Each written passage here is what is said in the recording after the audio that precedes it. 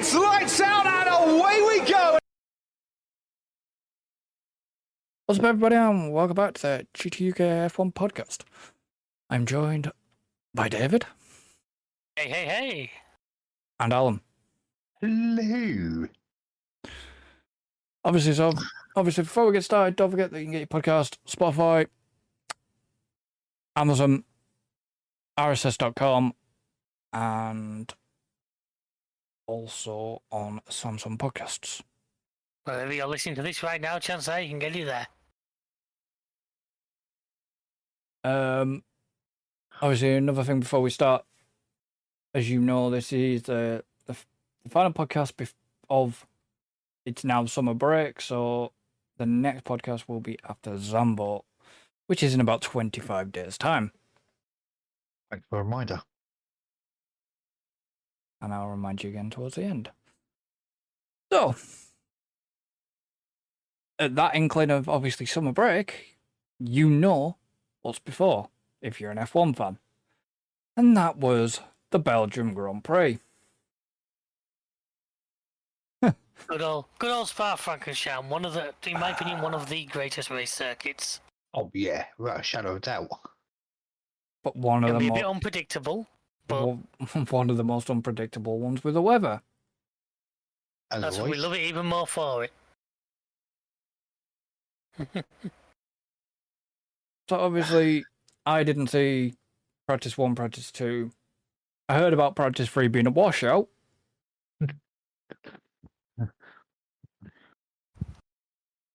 Apparently, Lance Stroll managed to find the barriers, but I'll tell you what, I've seen the crash, and do you know what? He didn't do a bad job of actually not making it worse than what it was. He's got a bit of road understeer. And the car just kicked. He tried to correct it, and he's just spun it. And it could have been a lot. Think back to when Norris crashed it. well, obviously it's that corner that had all the massive work done where Well, yeah, because it's been resurfaced, hasn't it? the whole circuit. I was going to say, I thought the entire track had been resurfaced. No, the whole track hadn't actually been resurfaced. It's only part of it's actually been resurfaced.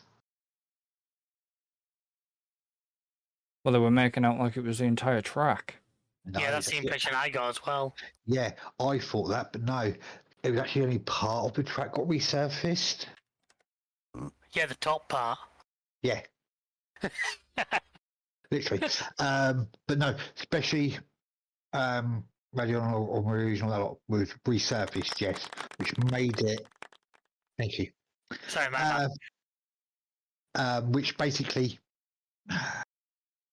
it made it more greasier with the rain, as we saw in previous one of the other previous tracks, which they resurfaced. It just doesn't get rid of it. I think it was China. Yeah, it was China where it literally just 10 years and had been fully resurfaced. It was like a skating rink. Yeah, and that's exactly what they've done here. It just doesn't get rid of that standing water quick enough. I think it was one of the F2 races which they red flagged in the end because the cars aren't going quick enough to perform that dry line because the new service put down certain areas. It just wasn't getting rid of standing water as much as they wanted. Yeah. What, are you talking about the F2 race at Spa? Yeah, the sprint race. He got put under safety car after one of the cars stopped him. It then got put under a safety car, and then because water's not clearing, because the cars aren't going quick enough for it to give it that dry line like it normally does. That's why it actually got red flagged in the end. Are you talking about the first time before it got rescheduled, or are you talking about the second time? Well, it would be the rescheduled one. And the one where they only ran 7 laps? Well, 8. Yeah. Yeah, but the problem, like I explained to you, and we're going off on tangent here, is Already. Yeah, the problem was caused by actually bringing the safety car out because they slowed them down. That's why the drivers kind of prefer to be hammering around, because it dispels the water. Yeah. It gets rid of it. And they kind of screwed themselves over a little bit by bringing the safety car out. Yeah. That's what I'm because saying. it So slowed what it they- down so it couldn't get rid of the water. Yeah, that's what I'm saying. Yeah.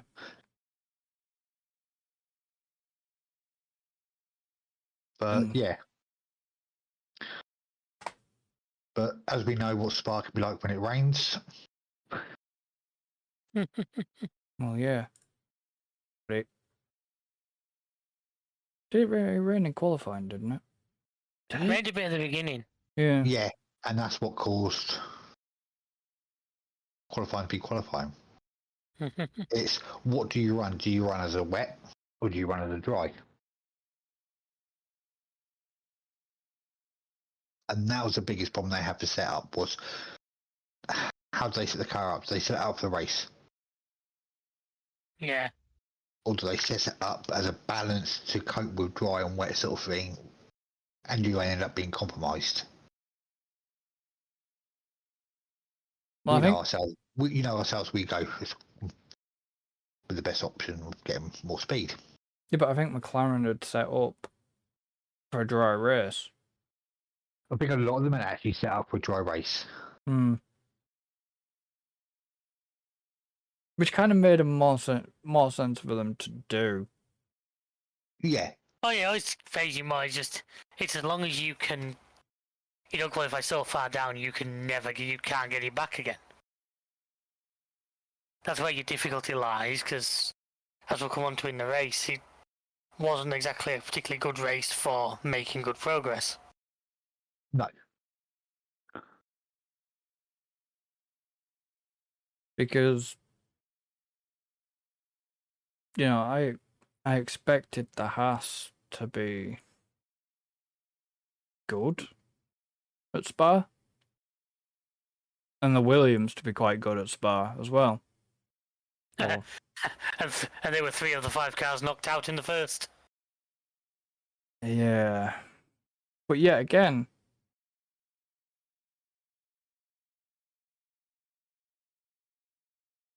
where was Albon in Q1? Albon managed to get through to Q2. Yeah, but yet again, Albon proved that he could do it. Prove that the car is capable of it. Oh, yeah. Right. I want David to lead with qualifying. David can lead on with qualifying. Don't know if leading on's a strong term. Well, just, you know what I mean. Yeah. Well, going into it, we already knew about engine penalties for Max and Yuki. Yuki, in the case, took a full set, so was destined to start from the back anyway. It appears as well Zhao picked up an impeding penalty, but he started last anyway. So it kind of made it a mute point. The thing was with qualifying, the best way to describe it is the track was getting quicker as the session went on. Because obviously we had the rain, I think Q1 started on Inters. And pretty sure they got to one, it was getting faster and faster, and it was the guys out at the end. I mean, in a turn of fortunes, we've got Alpine, Ocon ended up 10th and Gasly 12th. Yeah, I think they ended up doing Q3 if I'm right on Inters. I think they did the whole qualifying on Inters. Was it all on Inter? Yeah. Just wasn't... It was drying out, you were right, but it just wasn't drying out enough in certain sectors for it to go back onto slicks. Because Ocon making Q3, the Alpine, which hasn't looked amazing. And can I say, I'm not a big fan of that livery they ran this weekend. I thought I was looking at freaking Alfa Romeo. What, you mean the Deadpool and Wolverine liveries? 9th, while Stroll probably managed 15th. That's not bad though for sure. I mean, after the amount of work they had to reduce the car, I know, but still. get it back out there, ready for qualifying, and actually get into Q2. That's not bad going. Yeah, but it seems like they Kind of a mute point when you cause the problem that they're having to build around them. Yeah. But it seems like Aston Martin. That'd be a bit like me running a guy over, helping him up, and then expecting congratulating him for it. Yeah, it just seems like Aston Martin are struggling. Yeah, considering the start of the season they had last season, we seem to have had a real... And the trouble is, they came in with such force, new guys in, new facilities, it was all looking like he was moving forward and he appears to have stalled. Yeah. He's gone back. Well, I mean, Alonso... Not discrediting Alonso here, because Alonso's trying his bloody best. You know what I mean? He's trying his best. Oh, yeah. He always does, though. Oh, yeah. I mean, Sainz didn't have a particularly good qualifying either. No, Sainz was struggling. Sainz and Russell didn't have a overly brilliant one. No. Obviously, Max got the fastest, but then was demoted 10 places. Yeah. Which gave Leclerc the pole, Perez second, which we were hoping for a really good weekend from Perez. He kind of needed it, and whether he delivered or not, I'm sure we'll come to in a little bit. And so to get up as high as he, for him to get into Q3 is a massive improvement compared to where he's been the last few races. Yes, but... Yeah, but with that car, we expect it, though. Yeah. Oh, obviously, I've got a point, but I'll come on to that later on.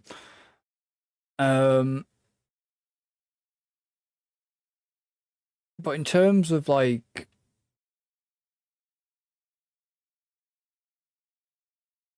Did Max do the right thing? You know, did Red Bull do the right thing with Max? What, new components? Yeah. Well, they knew they were going to need to do it at some point. Now, I think they wanted the car. He wants the car strong for the Sambo. Dutch Grand Prix. Obviously. But Now, they probably thought this was a circuit that he could have done well at, and maybe as a circuit they expect him to climb a little bit higher. But at the end of the day, he finished ahead of Norris. In terms of the championship, he still extended his lead. well, yeah. So, if that's a bad weekend and you still finish up 3 points further ahead than you were, I don't think that's too bad a weekend.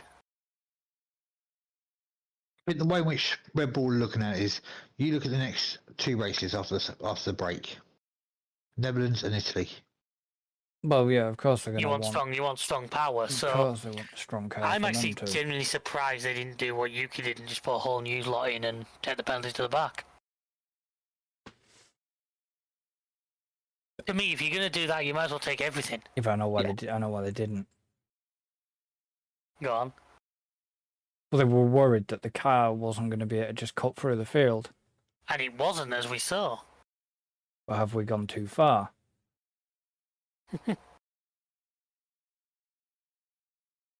Not really, because we're... But yeah, that just surprised me. To me, you might as... Cause, yeah, I reckon if you'd have taken everything and started at the back, I reckon you'd still managed to get into the points. Possibly. You know, and that's... Yeah, but I think Lando probably would have got him. Probably. So, Well, it would have been Lando at that point, but... So, So. the start of the race. Yeah. Lewis was quick on the start. Lewis was quick. Perez tried to set his car aggressively to cut across the front of him and it didn't work. Didn't, did it? I think I worked out Hamilton was. I think I worked it out to be about 0.4, 0.4, 0. Sorry, I think that's what the screen showed at one point. Yeah, you know, Hamilton was quick off that line, and that small section is enough to get you in front. Well, they say it's one of the shortest runs to the first corner into it, like 140 metres. Yeah. So you haven't got a lot of time. If you do slightly get it wrong, you haven't got a lot of time to be able to fix it. Well, no, I mean, Hamilton nearly went out the back of Leclerc, you know. Norris out the first corner was touching the gravel. Yeah, that still confuses me because he had so much room. There's no need for him to go so wide. Is it because it was Piastri next to him, do you think? And I just think- wanted to absolutely avoid it. Especially after last week. not wanting to risk anything happening between them. Possibly. I mean, Perez continued to fight Hamilton right down to the bottom of Eau Rouge, basically. That was a battle, that was. I actually thought they were say side by side into it at first. I was thinking this is going to be really spectacular. Yeah. But in theory, all that really did help Leclerc, though, because that gave Leclerc a bit of a breather. Yeah. So obviously you've got that short pit straight, but then you've got a massive drag section right up to what I'm guessing will be classed as turn 3, 4? Where me and you know end up banging wheels Are you through. on about Radion? Or you That's the one. or you want to... At the end of the DRS. That's not... Is that not... that poo on? I don't know, try smelling it.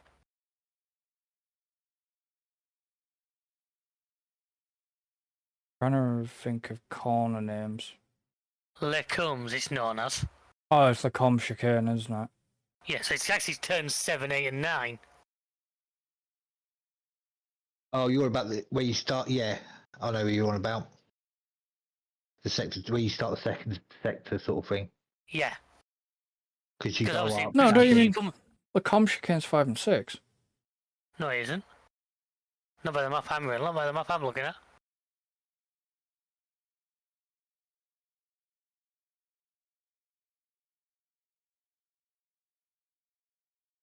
You've got... Because Radion... Eau Rouge is classed as 2, 3 and 4. I'm looking at the official circuit one on the F1 site. Hmm. And then 5 and 6 is that little chicane. Then you've got 7. Yeah, 5. Yeah, fair enough. Yeah, I'm looking at one from F1 now. Well, F3 technically, but... Yeah, I'll give you on there. The map I was looking at was listed them slightly differently. So yeah, you've But got... basically, from leaving turn 1... Well, they technically... I don't get why they would call... Why they do Eau Rouge and all that lot as 2, 3 and 4. Okay, yeah, it turns, but... It... Yeah, let's not get into that. And then after that first corner, I think it was a couple of laps till Leclerc was called. Everything kind of settled down until a weird problem for Guan Yu Zhou. Yeah. He's It was hydraulic failure, wasn't it? Yeah. It's not, yeah. But he managed to get the car going. That's it. At one point, he was crawling round at just about walking pace, which was kind of a worry. So I'm thinking if they're going to catch him at a bad spot, I could see that being a... Well, yeah, it could have been a VSC, which we hate. You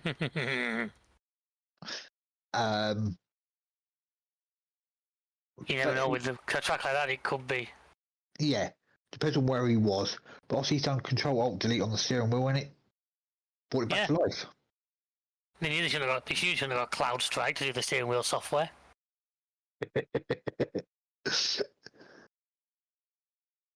It just wasn't really an It exciting was another one, race. because apart from that, that was about the only yellow flag we had the entire race. Apart from maybe the odd flash of it. Yeah. Mm. We had no yellow, no VSCs, no safety cars. The pit strategies were a little interesting. Because obviously George managed to make a one-stop work until it didn't, but we're on to that. A couple of others I think did the one-stop as well, didn't they, if I remember right? Not sure. No, I but think he most of them were 2. I think. Apart from Perez, who was on the 3-stop strategy. No, he wasn't. Perez was on the 2-stop, but we've got the gap, let's get fastest lap. Well, yeah, I know that. I mean, according to this, apart Did he on from... the last lap? But I think the cars were evenly spaced out. Well, the thing was, there was very little field spread early on, wasn't there? Throughout the entire race, there wasn't a huge amount. There wasn't. Did anyone actually get lapped? No. It would have been... Guan Yu Zhou would have been lapped. But yeah, literally nobody got lapped. I mean, okay, it's not a lot of laps this Spa because it's such a long circuit. 44, isn't it? Yeah, which is the 44 other thing. laps. The other thing, I wonder if part of what caught Russell out, because they don't do a full cool-down lap, do they? No. So they They go around the spin first round and go around the corner. pit lane backwards. Now, in doing that, they don't go around picking up all the rubber and marbles and crap from the side of the track. Yeah. Do you reckon that can make 1.5 kilos a difference? Yeah. So maybe Merck just, forgot think- that bit or something silly. I think we'll get a bit more onto it in a minute. Because there was comments about his choice to do the one stop and things like that. Not so much his choice, but more, was it the right call regarding weight wise? Wouldn't have made a difference. Yeah, I don't think it would have made a difference. But see, but yeah, I mean, it was there was nothing really standing out. No, Apart from huge Russell amount, doing no. apart from Russell doing a one stop. well, everybody was thinking, oh yeah, Max is just going to come slicing through the field, but no, that didn't happen. Well, No, no, yeah, so I still stand by. We were sat here at the beginning of this season where the Max will win every single race. And he hasn't. That hasn't exactly played out how we thought, has it? no. I mean, everybody thought that Spa would be an easier track to overtake, which yes, it used to be, but they shortened one of the DRS zone, the second DRS zone, by 75 meters, which doesn't sound a lot, but By running it is enough. Yeah, Was it not but obviously, was it not the first DRS zone? well, first or second, however you look at it, The one down the main straight or the one down the Kennel straight? Kennel Straight. Which is the first? Yeah. I knew they'd shorten one of the DRSs because I was about to say it, but Because normally the DRS used to come literally as soon as you come out of turn 4. Just by the speed trap. You should be able to activate it, and then but they've shortened it by 75 meters, which, as it doesn't sound a lot in racing terms, but it is. DRS was after just the top of Eau Rouge. Yeah. Just as you got on that straight, but yeah, but that's the problem. They're shortening all the DRS zones and everything. It's like, well, that's kind of defeating the object. It's not giving the people the racing. Because by them shortening it, there was less overtakes. Yeah. I think what they're trying to strike a balance because they're trying to avoid the absolute easy, just breezing past overtakes. Now there was some good overtakes up into turn 4. You saw 2 or 3. I think we only caught them on replays towards the end of the race. There was 2 or 3 guys that were really going for it. I mean, Max is overtaken to 18-19. At the last 2 corners against Albon, which you wouldn't expect somebody to try and overtake there. Yeah. But he did. I think was it Piastri around the outside of one of them into turn 5 when he was on the process of chasing down the 2 Mercs. Yeah. No, I think that was Russell. Russell Russell tried to do it as well, but he just backed out of it in the end, turn 5. But it was. Yes, I know the slipstream effect is also very good around the track because it is a long straight. Clearly not good enough though. No. He also said the undercut was very strong as well, wasn't it? Hence why you had teams trying to play the game on the pit stops. I mean, at one point I did think, I thought, can Norris catch Max here? I was more watching Piastri hunting down the Mercs. Yeah, but he wasn't.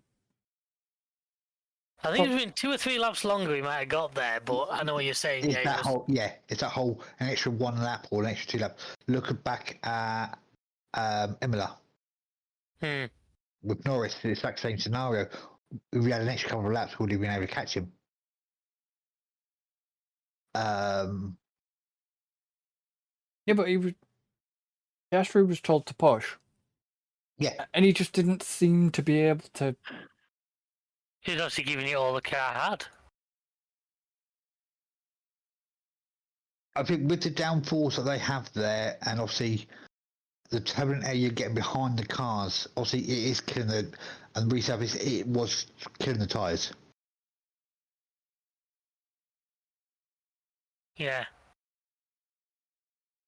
So they were having to back off quite a bit to be able to try and save the tyres, especially in the first and second part of the first part of the race sort of thing. But it's that whole, you get behind that turbulent car, you get the dirty air, your tyres are going to start overheating, and everything else, and it's just a ripple effect from that sort of thing. Yeah. But the point is, Norris was able to gain Max, but Piastri couldn't against Merc. Well, no, you got to. I think it was within a second by the last lap. Yeah, but it took him longer to get up to Hamilton than from when Norris was chasing Max down.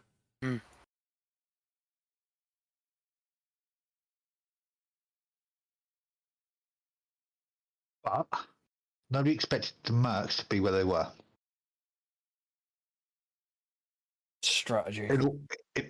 Not just down to the not just strategy. Even Toto saying that after the first practice they were nowhere. Oh yeah. Their pace just wasn't where they wanted it. Okay, they finished. I mean, P1. What was it? 4th and 5th. P2. 6th and 10th. And that was just in P2 and everything. The dries. The Merc just wasn't there. But what they did was they put on some of the old upgrades back on after P1, but hadn't, or P2, but hadn't retested them, so they didn't know how it was going to react. Can I, at this point, can you remember what the last question was I asked you at the end of the last podcast? No. Chris, you know either? No. The question I asked you right in the last podcast: are Merc a serious championship threat this season? I still don't think they are. No.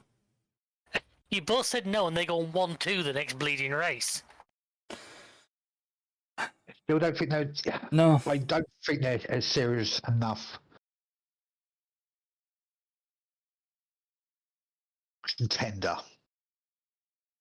Well, say you said that last time, and look at the result we got the week after. Yeah, but one of the drivers got disqualified. That's kind of beside the point. That's They're too far behind on standing points at the minute.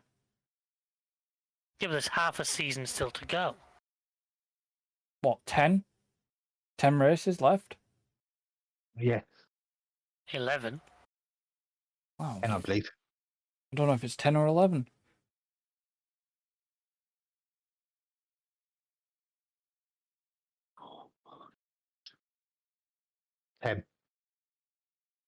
Oh, okay. Well, at the moment, they're only 100 points behind McLaren in second, and another 44 behind Red Bull. Yeah, 10 races means there's a minimum of 250 points on offer. But the problem is, if George hadn't have got disqualified, I probably would have said maybe yes. I'm still sticking to no, but definitely Getting closer. compared to where they have been, yes, getting closer. I reckon third in the constructors is more realistic for them. I think their main battle is with more with Ferrari than McLaren. I think McLaren are in that fight for that constructors. I know Ferrari aren't that far behind McLaren, but I just don't think they'll be able to catch them. We'll see. We'll see. I think as we know, the second half of the season could be anything can happen. Mercedes have done it before, where they've done really bad to start off with, come back after the break and absolutely smashed it. Oh yeah. So it is one of the things. But can they win it? No.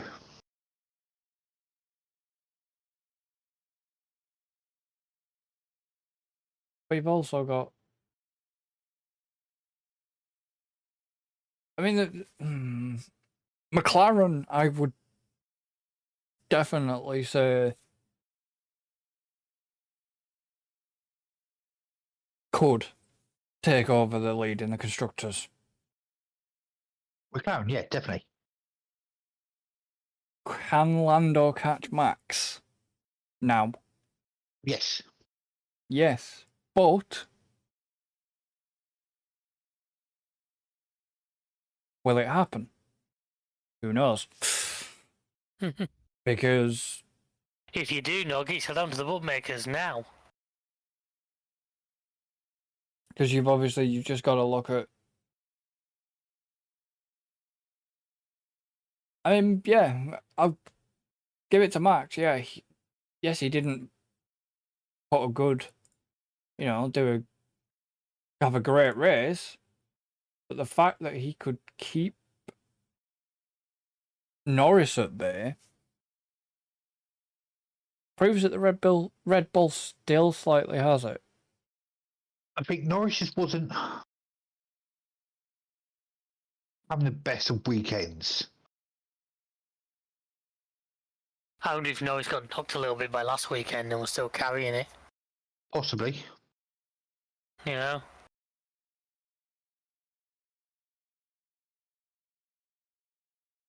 We know Norris, what Norris is capable of. We all do. Mm. But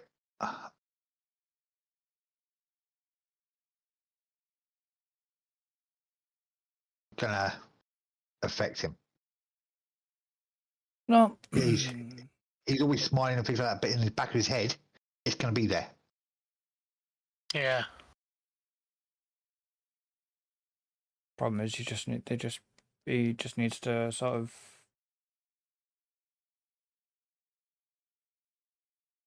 He needs to go Brush away it now. off. He needs to go away now during this break, clear his head, and get back to where he was. He's got a few weeks to do it at this point. Yeah, I mean, both McLaren drivers are driving superbly well at the moment, and you can't fault them. And both drivers actually have a chance of winning races. Does Oscar though? To me, they're the better. To me, at the moment, McLaren are outperforming the likes of Red Bull. Oh, yeah. But there's the question I put to you. Do you think Oscar can win a race on his own without the team intervening? Yes, I do. Yeah. Absolutely, 100%. And I think when he does, he'll actually he'll feel like he's finally come to fruition. Because you've got to think, he only won that race because the team made Lando back down. Yeah. Yes, it probably pissed Lando off because of the fact that, like we say, he's lost points. But Oscar, even though Lando had said to the team, tell Oscar to hurry up, Oscar didn't have the pace. No. So this is why I'm still, like I say, without the team interjection, Oscar wouldn't have won. It would have been Lando's.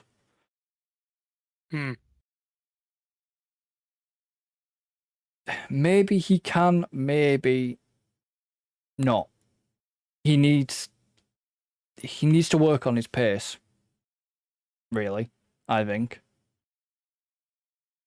Because, yeah, okay, he caught the back of the Mercs towards the end, but it took him probably longer than it should have. Is what I feel.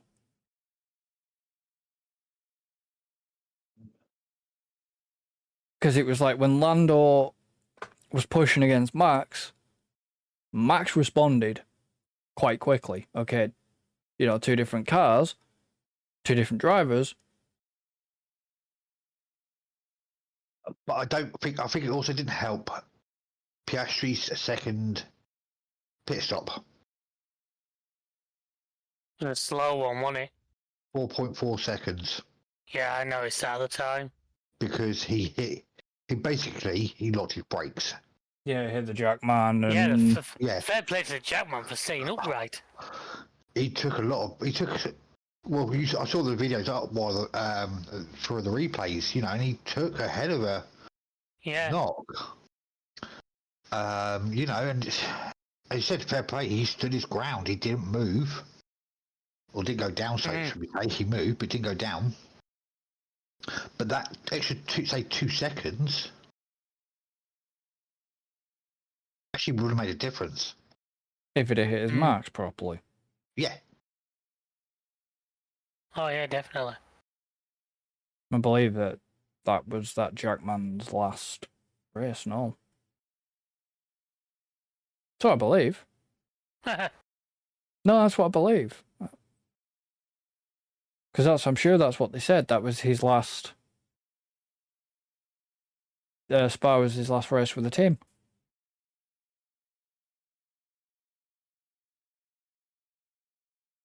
Don't know. Well, here's a question then. Before we quickly move on. Go on. Could you be a front Jackman? Oh, hell yeah.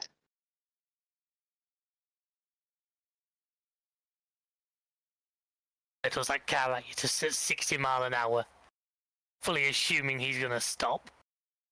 Yeah. The adrenaline, the rush you get from that. Yeah, but it's been said that some of the Jackmen, they don't look scared, but they are actually terrified. Oh, yeah. I'm sure they are. I think you fucking would be. I think you would be. A fucking car coming at you, Jesus. I mean, we've seen some of them Jack people go down. Was it Racing Point? The Jackman ended up on his ass? There's been a few over the years. Could you do it, David? I said probably not, no. Not to mention I'd have anywhere near the fitness level you'd need to. I definitely wouldn't friggin' do it. Actually, I do have one question for both of you. Now, obviously, it's a bit of a random one. When was the last time we actually had a safety car? This year. Jesus, now you're asking me a question.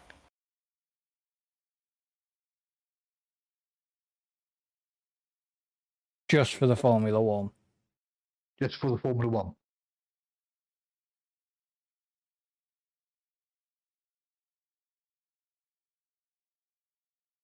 Australia? Couldn't tell you. I'm sure.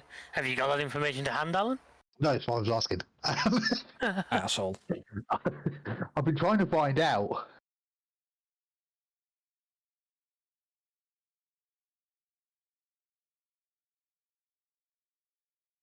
I have genuinely been trying to find out.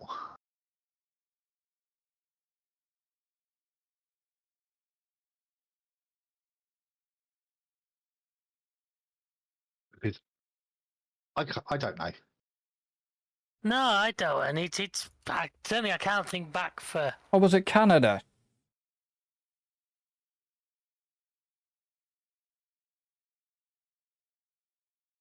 There was one at Miami.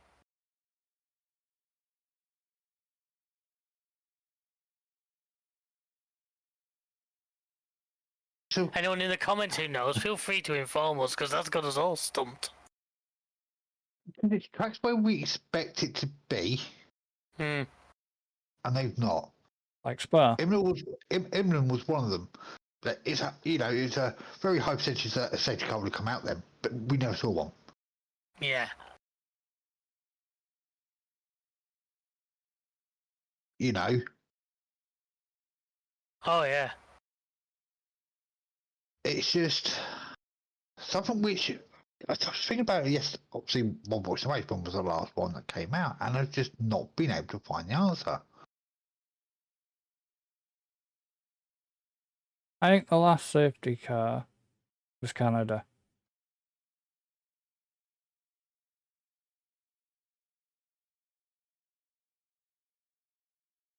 But that's what I think. I'm not sure. Obviously, the Netherlands, there's a possibility. Monza could be a possibility. Baku, I would say more than likely, and Singapore, I would say more than likely.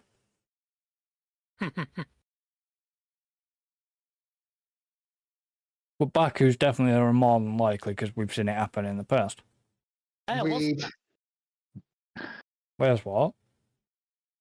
Think about like Singapore is because there's no runoff areas. But say we always said Monaco. I don't think there was a safety car in Monaco. There was a red. I don't think there was actually a safety car. No.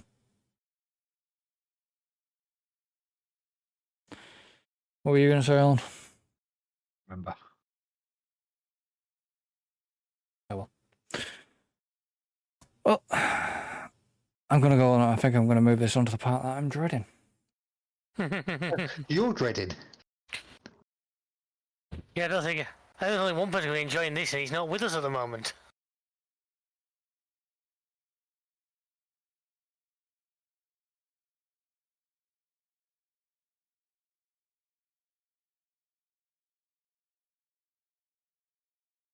Actually, I didn't do too bad. Didn't do too bad. Alan... Yeah, Russell screwed you. Oh, yeah. Albon, Zhao didn't do me any favours. Yeah. Yeah, but you still got more points than me. You got double the points. Only just. But once again, Ryan. Yeah. The bugger keeps on doing this. But He's catching you, mate. He's coming for you. see... Ah, Yeah, there's but a long way to go yet. He can have you, in theory, within 3-4 races, I reckon. See, the thing is...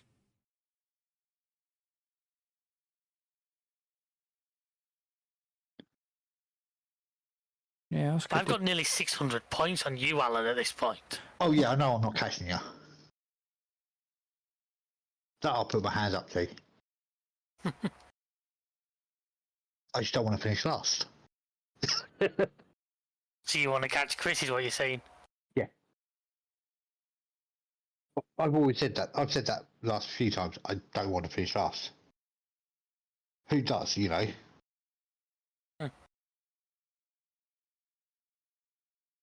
But I reckon Ryan can actually win this.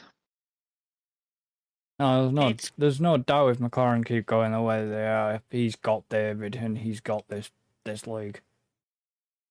Unless some of us do some big changes. Yeah, but you only have to make so many changes.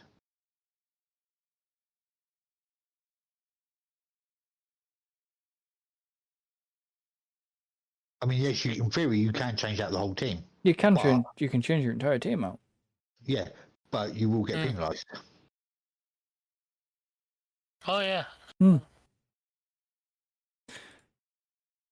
What actually screwed Alan in the end with Russell? Was it the DQ? Yeah. The DQ, yeah. Exactly. It's going to be nothing else but the DQ. Well, he had 4 points for his qualifying position. And I'm guessing because of the DQ, he'd lose any points for overtakes and stuff. Yeah. Well, he got 4 points. Yeah, for qualifying. he got 4 But points you for think he'd got the qualifying. points from... He'd have got like a load of points for overtakes and that if he'd have stood. Yeah.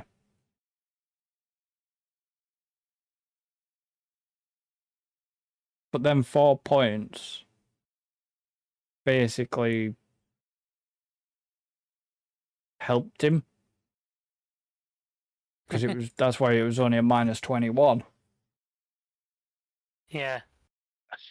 But, you know, I mean, okay, he lost 9 points in Silverstone, but that's because he didn't finish.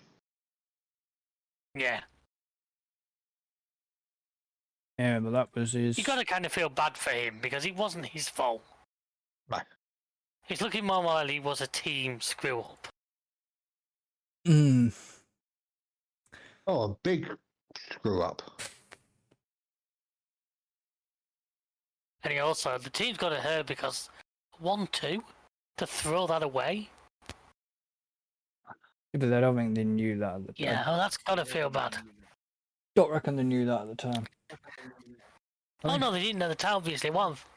Fair play to them, you know, they're not going to appeal. What's happened has happened. Well, they know they've got no grounds to appeal. That's why, because they know Yeah. it's right. So they will do the internal investigation, which is absolutely fine, which they can do. And so yeah, one more And thing. somebody will get sacked before the next race. And one more thing before we end. This is going to sound completely wrong and out of context. But did we ever find out what was moving about in Hamilton's car? I don't think so. I knew that was coming from. I thought you were going to mention that your hero did the post-race interviews. Oh, I like the fact that Gunfist Diner was there, yeah. But yeah, In the post-race. got to say, yeah, he managed to do, managed to bloody do that considering all these fucking tour dates he's got going on. Tell me about it. But yeah, no, I don't think it ever did reveal what Hamilton was playing with in the car. It just made me laugh when he said that, and I was expecting some quip from Crofty, if I was honest. I mean, that's up there with George Russell. It's raining. Oh no, I'm just sweating. Because what did he actually say on the radio? There's something moving about There's between my something legs. moving down by my legs.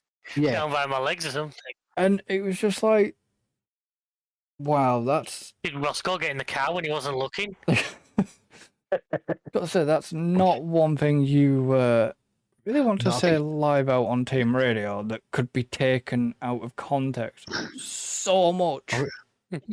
I think Roscoe would have been a bit too big. I think, what have you got, Leclerc's dog? Leo. Yeah. That is a bit smaller, you know, you could sneak in. But what? That's the thing. Where's the drinks bottle at now? Where do they put the drinks bottles? I don't think it's a bottle anymore. Well, it's more like a bag. I think it's located behind them, sort of behind the seat. Because it always gets warm because it's not far from the engine. Yeah. It used to be bottles, I think. Years ago, but I don't think they've had bottles for a while.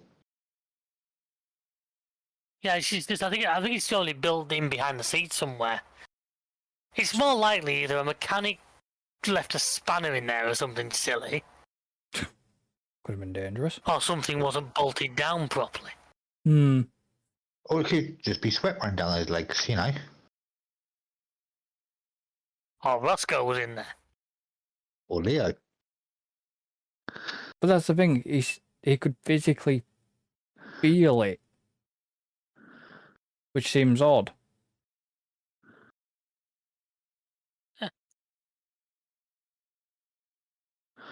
But yeah, I have no idea. That we'll never know. Unless somebody asks him at the next available opportunity. Chris, get to Twitter now. Why would I want to ask him? But you don't know what's the question. Right, so have you actually got anything to add to this?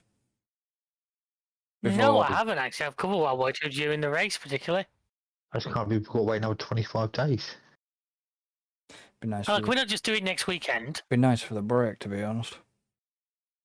Do you know what? That's exactly what the commentator said. Can we not go racing again next week? That was more on Crofty, though, wasn't it? I think everybody was saying it though. They want to go racing again next week just because of the drama and everything else. It was just Yeah. Wasn't one of the. Well, definitely wasn't one of the best spars we've had. no. We've had better spars than that. We definitely have. We've also had far, far worse. The two laps behind the safety car springs instantly to mind. What? 2021? Yep. Oh well. So, yeah, we're going to end this one here. So, obviously, don't forget, guys, that we will be back after the race at Zandvoort. So, that's like 26 days. Don't miss us too much. Try not to. But thank you for listening. Obviously, thank you to Alan and David for joining. I'm welcome as always. Been a pleasure. Don't forget, if you are watching this on YouTube, don't forget to like and subscribe, and we shall see you for the next episode of the podcast. So, until then. Adios, amigos. So long. Goodbye for now.